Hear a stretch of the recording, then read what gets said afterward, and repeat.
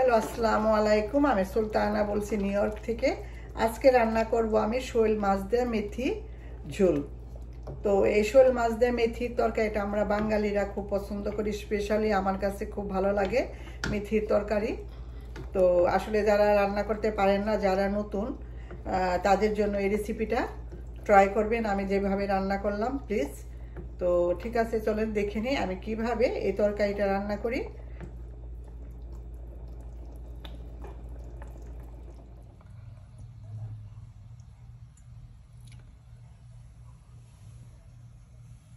মেথি দিয়ে শোল মাছ রান্না করার জন্য আমি একটি হাঁড়ি নিয়ে নিলাম, প্যান দিয়ে দিলাম তেল, অলিভ অয়েল দিলাম, যে কোনো তেল ইউজ করতে পারেন।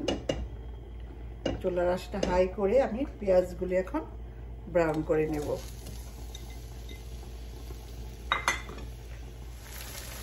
এরপরে আমি মশলাগুলি দিয়ে দেব। আদা রসুনের পেস্ট দিলাম 1.5 টিস্পুন, লবণ,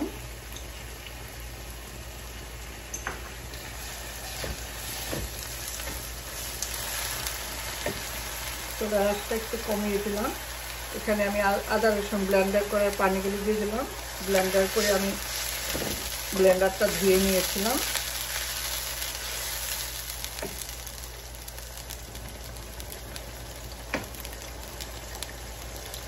হলুদ 1 টিস্পুন, 1.5, আমার চামচটা একটু বড়।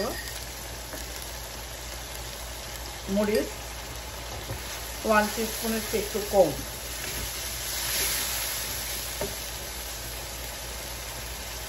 ধনিয়া জিরার গুঁড়া 1 টিস্পুন।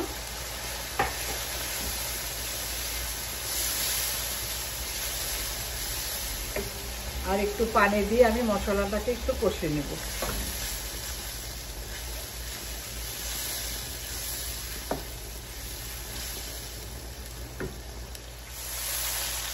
মশলা আমার কষা হয়ে গেছে, এখন আমি মাছ দিয়ে দিব।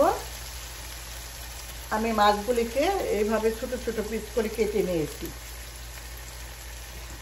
এই মেথি দিয়ে মাছ রান্না করলে এই ধরনের মাছ, বড় মাছ ছোট ছোট পিস করে কেটে নিতে হবে প্রথম। জানি না আপনারা কে কেমন পছন্দ করেন বা মেথি দিয়ে মাছ খান কিনা। আমার খুব পছন্দের একটি তরকারি, আমাদের বাসায় সবাই পছন্দ করে মেথি দিয়ে মাছ।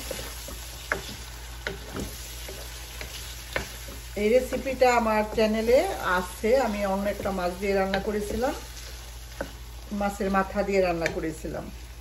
আজকে আমি দেশি শোল মাছ দিয়ে রান্না করতেছি।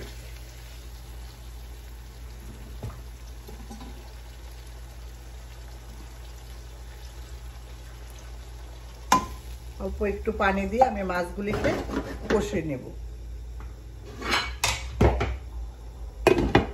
চুলার আঁচটা আমি একটু হাই করে দিলাম। মাছগুলো আমার কষা হয়ে গিয়েছে, এখন আমি মাছগুলি তুলে নিব। বেশি কষতে গেলে আবার ভেঙে যাবে।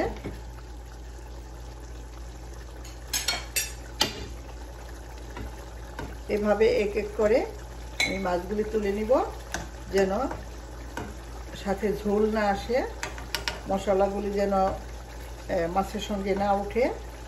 আলতোভাবে এভাবে আমি সবগুলি মাছ তুলে নিব। সবগুলো মাছ আমি তুলে নিলাম। এখন আমি মেথিগুলি রান্না করব। মেথিগুলিকে আমি ভালো মতো ধুয়ে ভিজিয়ে রেখেছিলাম অল্প একটু পানি দিয়ে। অনেকে সিদ্ধ করে, কিন্তু আমার কাছে সিদ্ধ করাটা ভালো লাগে না। তো আমি একটু ভিজিয়ে রেখে তারপরে কষে আমি মেথির তরকারিটা রান্না করি।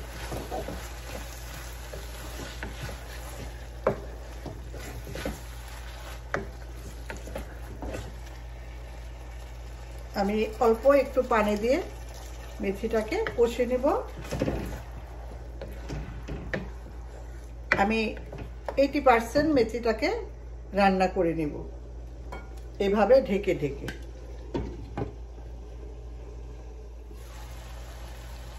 15 মিনিট মেথিটা কষার পর আমি এখন ঝোল দিয়ে দেব।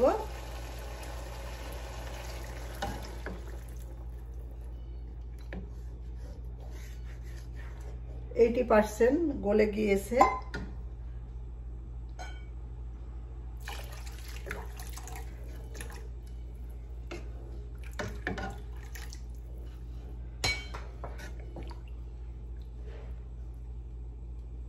এখন আমি আবারও ঢেকে বসাই দিব।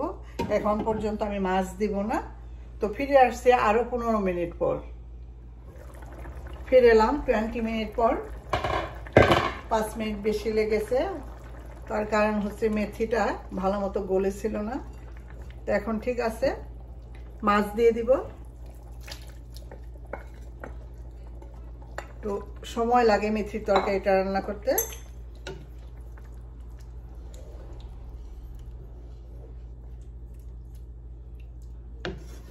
ঝোল আর খুব বেশি একটা আমি কম করব না, 2-1টা বলক আসলেই আমি চুলাটা বন্ধ করে দিব। আর দিয়ে দিলাম কয়েকটা কাঁচামরিচ ফ্লেভারের জন্য। লবণটা ঠিক আছে আমি দেখে নিয়েছি। আর এতে কোনো ধনিয়া পাতা, কোনো জিরার ফাঁকি, অন্য কোনো ফ্লেভারের জন্য কোনো কিছু দেওয়া যাবে না।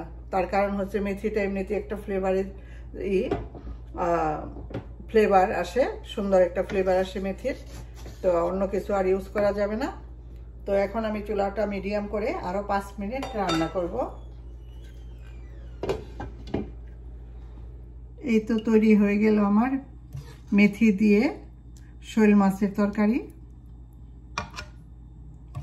ফ্লেভারটা এত সুন্দর হয়েছে বলার মতো না। যারা পছন্দ করেন আই থিঙ্ক আপনাদের কাছে অনেক ভালো লাগবে। আমার তো খুব ফেভারিট একটি তরকারি। তো যারা নতুন আছেন, পছন্দ করেন বা খেতে মনে চায়, তো এইভাবে ট্রাই করবেন। আমি ঠিক যেভাবে রান্না করলাম। খুব বেশি একটা ঝোল থাকবে না, আবার একদম একটু মাখা মাখা ধরনের হবে। ঠান্ডা হলে আর একটু মাখা মাখা হবে। গরম ভাত দিয়ে দারুণ মজা লাগে। তো রেসিপিটা ফলো করবেন, ট্রাই করবেন, আর কমেন্ট সাবস্ক্রাইব করবেন। তো ঠিক আছে, তো ভালো থাকেন, সুস্থ থাকেন। আবার আসবো নতুন কোনো একটি রেসিপি নিয়ে। তো সে পর্যন্ত সবাইকে জানাচ্ছি আল্লাহ হাফেজ।